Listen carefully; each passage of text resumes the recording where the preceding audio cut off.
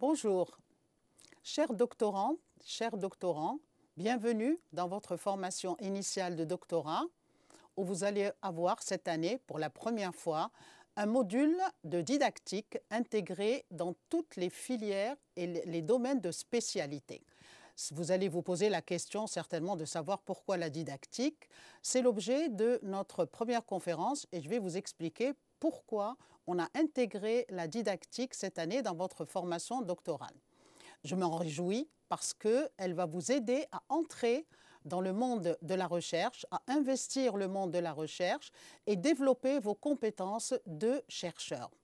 Il faut souligner, c'est vrai, que la didactique, elle est déjà connue dans certaines formations doctorales, comme celle des formations de doctorat en langue. Il y a la didactique de l'arabe, la didactique du français, la didactique de l'anglais, la didactique du tamazight, de l'espagnol, et j'en passe.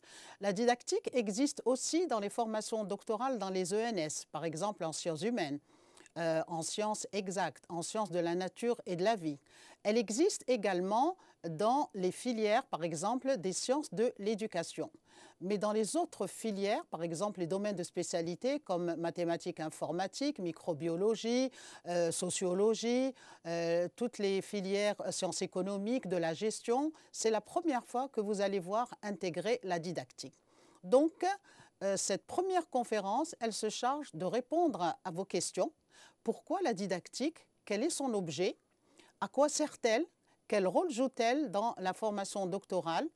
Et surtout, en quoi elle peut vous servir? Il est vrai que le module de didactique, il est intégré avec 3 autres modules transversaux, comme celui de la philosophie, de l'anglais et des technologies de l'information et de la communication.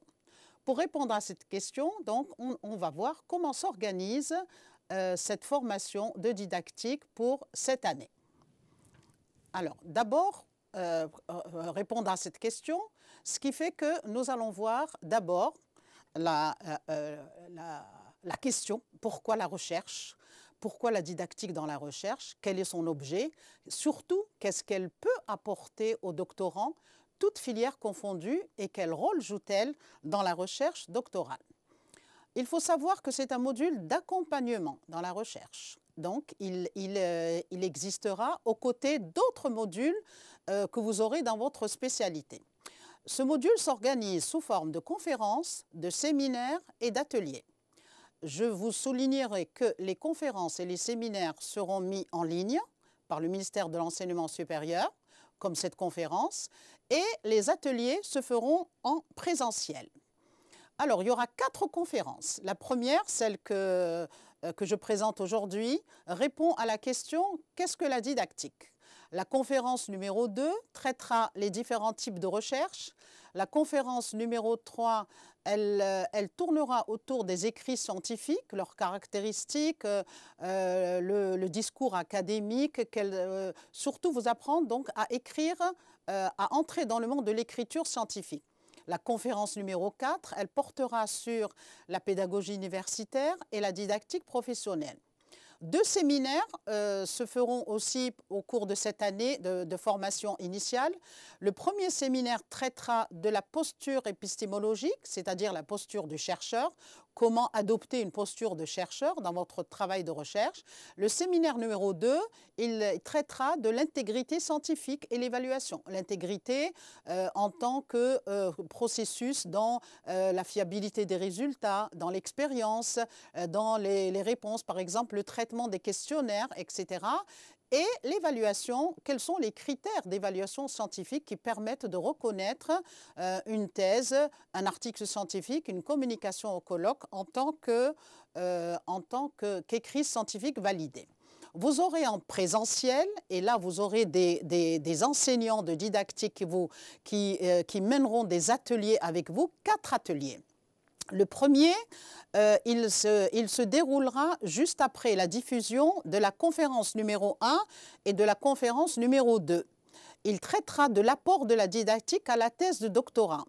Et là, bien sûr, j'inviterai les enseignants de didactique qui vous assureront cet atelier à répondre à vos questions, si jamais il y a des questions, bien sûr, que vous vous posez à la suite de la conférence 1 et la conférence numéro 2.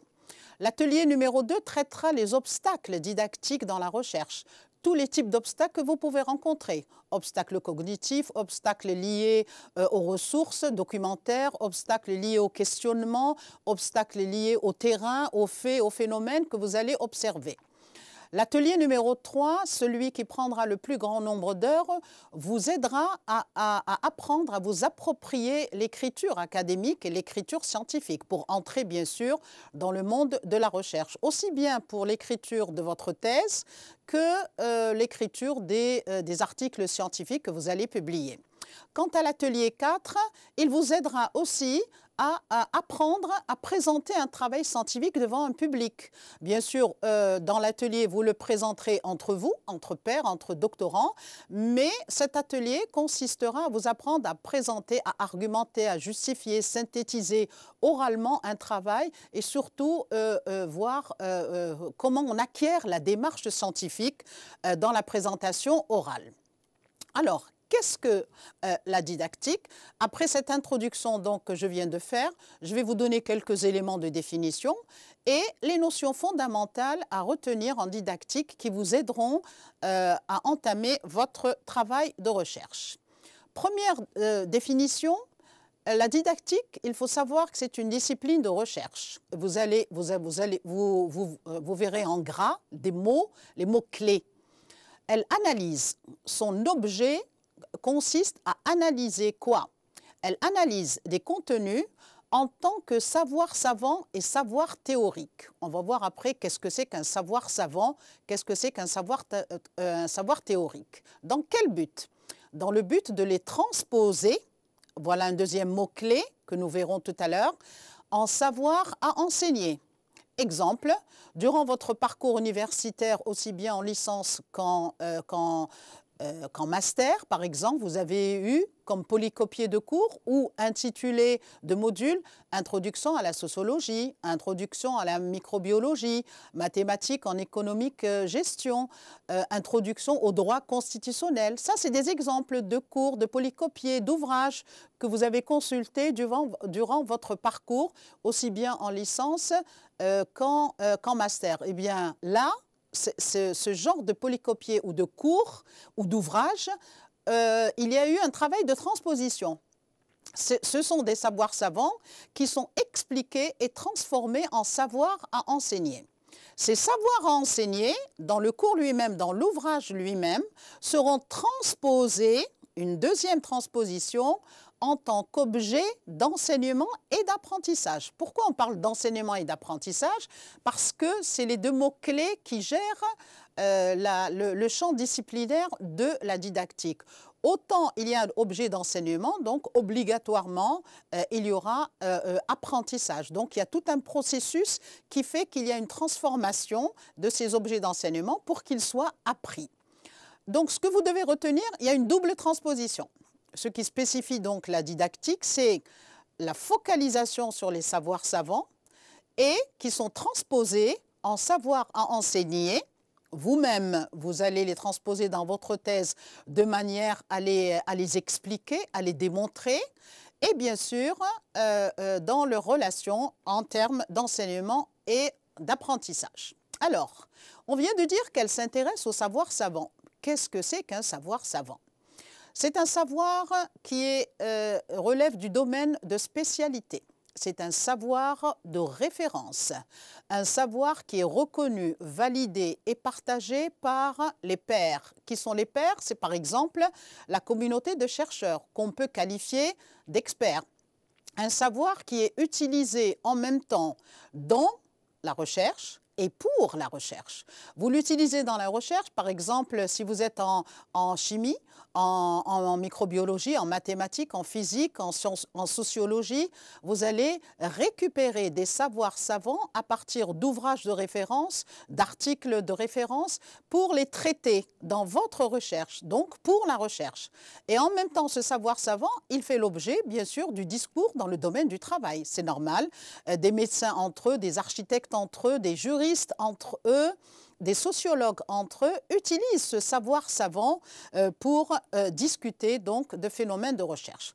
J'ai pris quelques exemples de savoir savant à partir des formations doctorales qui ont été validées cette année par le ministère de l'Enseignement supérieur et de la Recherche scientifique. Par exemple, si vous faites en MI, en mathématiques informatiques, des recherches doctorales sur les équations de Navier-Stokes, par exemple, le théorème de Noether, le paradoxe de Russell, voilà ce qu'on appelle un savoir savant. Si vous êtes en physique, vous faites un travail de recherche en physique, physique théorique ou bien physique quantique, le boson de Higgs, le diagramme de Phénam, l'équation de Schrödinger, par exemple, tout ça, c'est ce qu'on appelle des savoirs savants. Si je vais dans le domaine des sciences économiques, la notion de capital, la notion de circuit économique, la notion de PIB, produit intérieur brut, l'indice de Herfindahl-Hirschman, par exemple, la notion de transaction, de marché. Quand vous allez entamer un travail de recherche, vous n'allez pas chercher ces mots dans un dictionnaire courant pour les expliquer dans votre thèse. Vous allez recourir, c'est ce qu'on appelle, c'est pour ça qu'on les appelle savoirs savants, vous allez recourir à des spécialistes, des ouvrages de référence, des revues, des articles de revues de référence pour les expliciter. Idem pour les sciences juridiques. Quand je fais un travail de recherche, un doctorat en travail de recherche, je travaille sur la notion de constitution, la notion de responsabilité, la notion de contrat, la notion de propriété, la notion de contentieux, la procédure d'exéquatur. Tout ça, on ne va pas chercher ces notions à les expliquer dans sa thèse par le biais de dictionnaires ou même de ressources numériques de vulgarisation. On va vers les auteurs de référence. Dans les autres domaines, par exemple en chimie, la notion d'isomérie, la tectonique moléculaire, les mimes peptidiques, les hélicènes, c'est pour ça qu'on les appelle savoirs savants. Il n'y a que les experts, que les spécialistes qui se partagent ce genre de savoir. En électronique, par exemple, la constante de Boltzmann, la notion de système embarqué. Il y a dans vos formations doctorales la notion de système embarqué, la loi d'Ohm, par exemple. En sciences politiques, si je prends le droit constitutionnel, si je fais un travail de recherche sur le droit constitutionnel, je vais expliquer ce qu'est la notion de pouvoir, la notion d'État, la notion d'imposition, de règlement pacifique, par exemple. Si je suis dans les sciences de la gestion, la théorie des organisations, la notion de capital, d'investissement, la capture des valeurs, tout ça, c'est des savoirs savants que vous allez expliciter en ayant recours à des auteurs de référence, des ouvrages de référence, donc des ouvrages de spécialité. Bien, donc, deuxième définition, la didactique, c'est une discipline d'intervention. Intervenir, c'est ça votre rôle en tant que doctorant. Vous allez comprendre et développer la recherche scientifique, vous allez explorer et valider les approches théoriques et méthodologiques utilisées dans la recherche pour diffuser le savoir que vous allez élaborer et les résultats de votre recherche. C'est pour ça que la didactique, c'est une discipline d'intervention. Elle va vous aider à passer par ces trois étapes. Alors, parmi les fonctions de la didactique, on a, c'est une citation, enrôler, comprendre et expliquer. En quoi consiste l'enrôlement? L'enrôlement, c'est une fois que vous avez saisi, par exemple, votre objet de recherche, vous avez circonscrit le domaine dans lequel vous voulez intervenir, vous allez être engagé, vous allez intégrer ce domaine en faisant des actions concrètes. Quelles sont ces actions? C'est ce que nous allons voir dans chacun dans son domaine. Vous allez comprendre un phénomène, un fait, vous allez en saisir les mécanismes, vous allez construire des liens entre des éléments par les lectures que vous allez faire, par les choix, par des sélections que vous allez faire. pour une troisième étape dans laquelle vous allez expliquer ce phénomène, ce fait, ce que vous allez observer, etc., dans le but de le diffuser. Votre thèse, ce sera le premier moyen de diffusion de votre travail de recherche. Donc, je prends une citation de Sylvain Genevoix et de Nathalie Valiant datant de 2020 qui explique très bien la démarche de l'apprenti chercheur que vous êtes, le doctorant. Vous êtes un chercheur apprenti débutant, un chercheur débutant. Et votre travail consiste à questionner, c'est-à-dire la didactique, elle questionne votre rapport au savoir et au contexte. Le savoir, c'est votre objet de recherche. Vous allez choisir un sujet de recherche, sélectionner un sujet de recherche, et puis vous allez vous poser des questions. Comment le traiter, comment l'analyser, comment le préparer, comment le mettre en place, comment le diffuser à partir d'un contexte précis. Donc, la démarche didactique, elle s'intéresse à quoi? Aux conditions de médiation des savoirs. Vous êtes le médiateur d'un savoir déterminé que vous allez développer. Vous êtes le médiateur, pourquoi? Parce que vous allez rédiger une thèse, vous allez présenter devant un jury une thèse, vous allez publier une thèse, et cela en contexte varié. Regardez bien comment l'expression contexte varié est au pluriel, et public pluriel aussi, à l'adresse de public pluriel. Contexte varié, pourquoi? Parce que quand vous allez, à partir des références, des sources documentaires que vous allez sélectionner, les contextes ne sont pas les mêmes. Une théorie, la loi d'Ohm, quand vous allez l'appliquer à un contexte ici algérien, donc c'est un contexte que vous allez expliquer et vous allez surtout adapter cette théorie à votre contexte.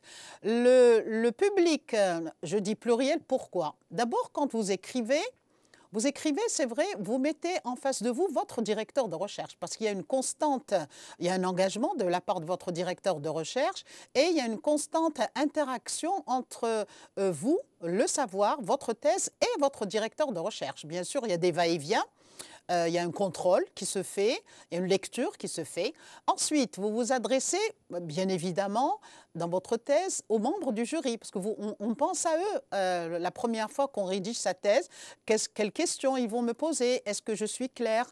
Est-ce que ce que j'ai écrit est clairement démontré et expliqué? Quel type de questions ils vont me poser? Vous vous interrogez sur tout ça, ce qui fait que le public restreint auquel vous vous adressez dans la rédaction de la thèse, c'est bien votre directeur de recherche et les membres du jury.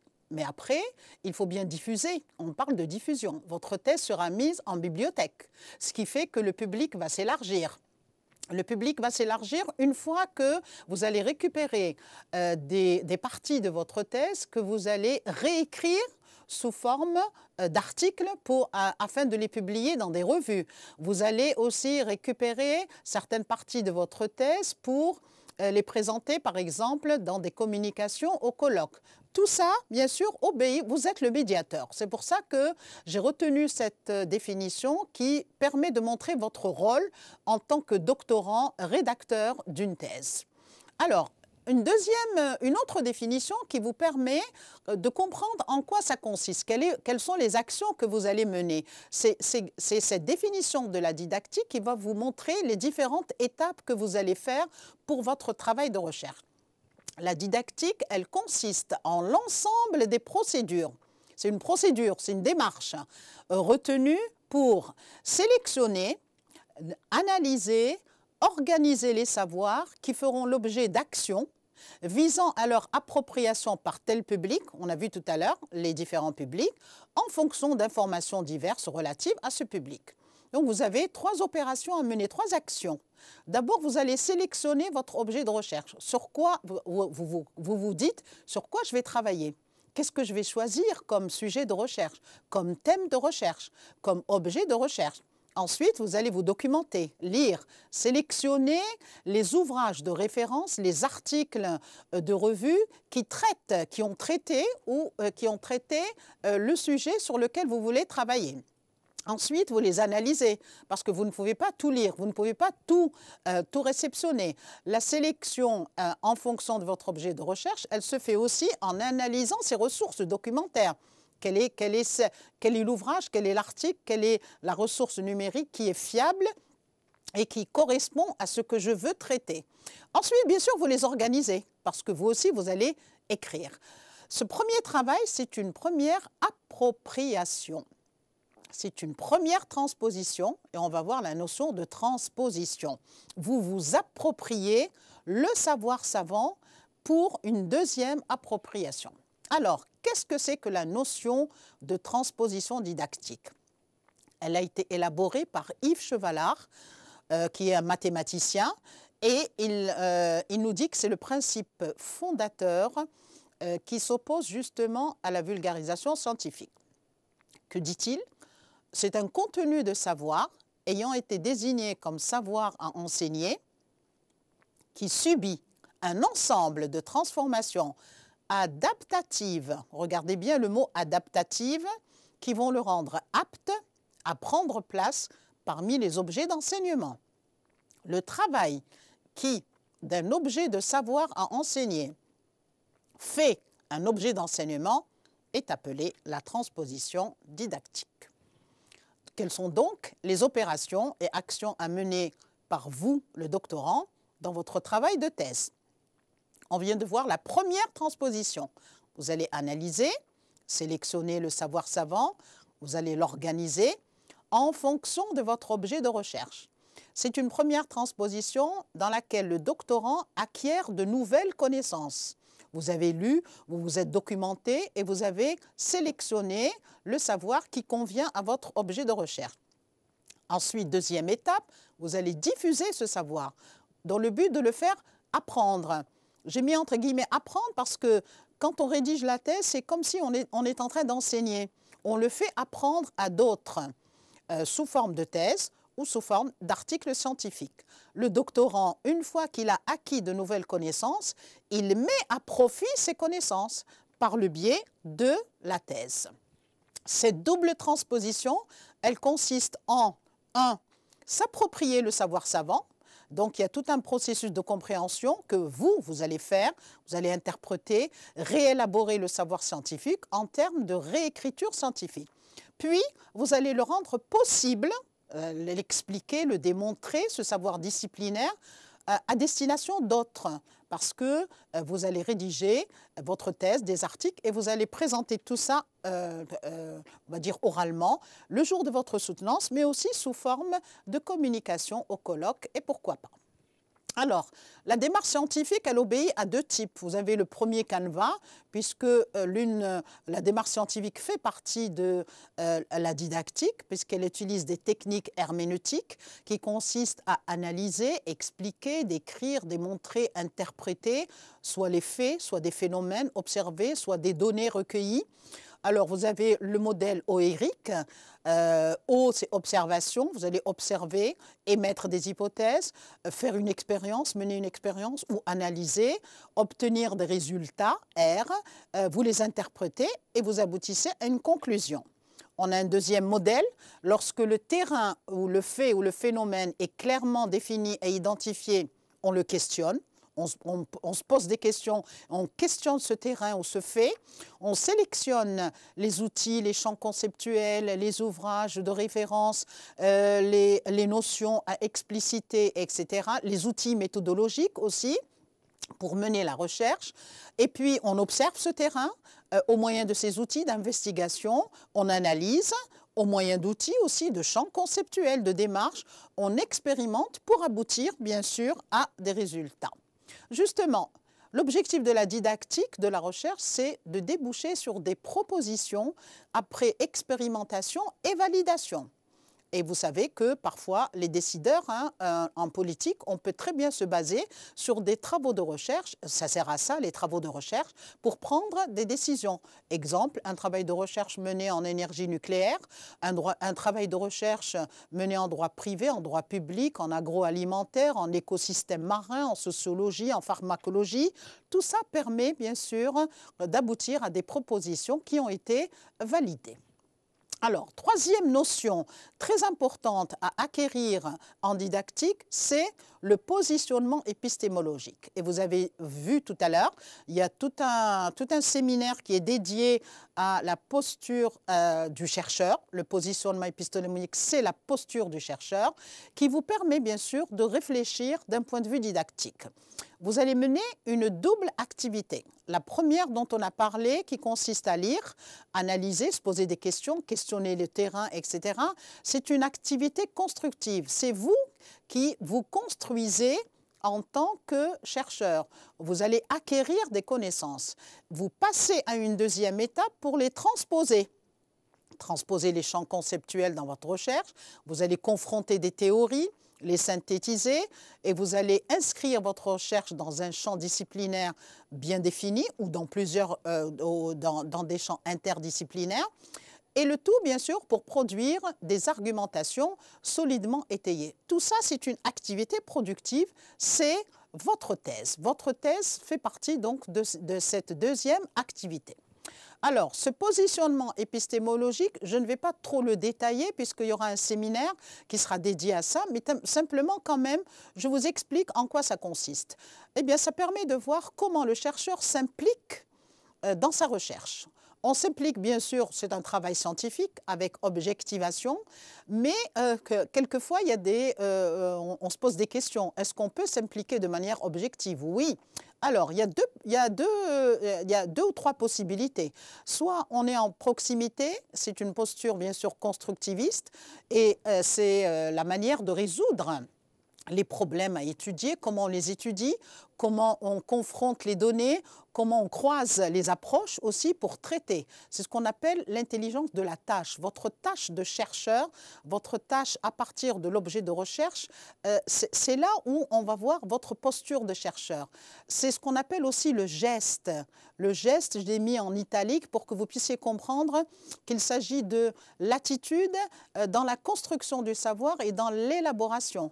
Vous pouvez aussi, par exemple, prendre de la distance par rapport à toutes les disciplines et les théories de référence. Et tout ceci, bien sûr, favorise l'autonomisation. Un chercheur, c'est vrai, même s'il est dans une discipline appliquée, il doit être capable de montrer qu'il s'est bien approprié toutes les données, les disciplines, les théories de référence, et qu'il est capable de les transposer.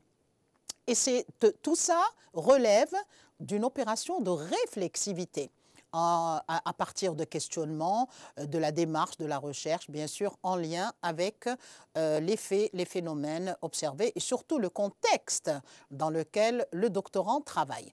Donc, c'est une posture dynamique qui permet donc pratiquer, d'entrer dans le monde de la recherche. Finalement, le positionnement épistémologique, il permet d'acquérir une démarche qui vous permet de raisonner, argumenter, étayer.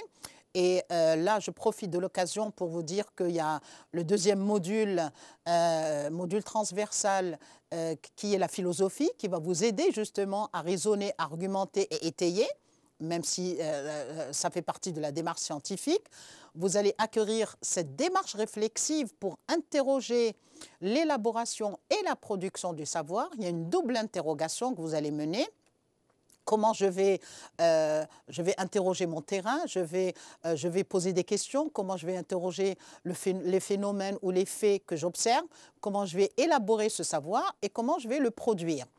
Et ce positionnement va vous permettre, une fois que vous êtes dans la rédaction de la thèse, vous montrer votre capacité à vous approprier ce qu'on appelle les littératies universitaires, c'est-à-dire maîtriser le discours universitaire, se conformer à l'intégrité scientifique dans les écrits, dans les résultats. Hein. Et là aussi, il y a un atelier et aussi un séminaire sur l'intégrité scientifique dans les résultats, pour que les résultats ne soient pas biaisés, les résultats soient fiables, soient donnés de manière convenable.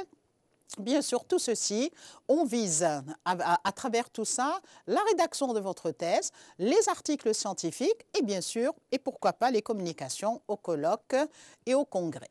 Bien, là, je vais vous montrer la différence entre la didactique et la pédagogie parce que bon nombre de personnes ont tendance à confondre les deux et dire que la didactique, c'est de la pédagogie. Pas du tout. Alors, la didactique, c'est une discipline de recherche.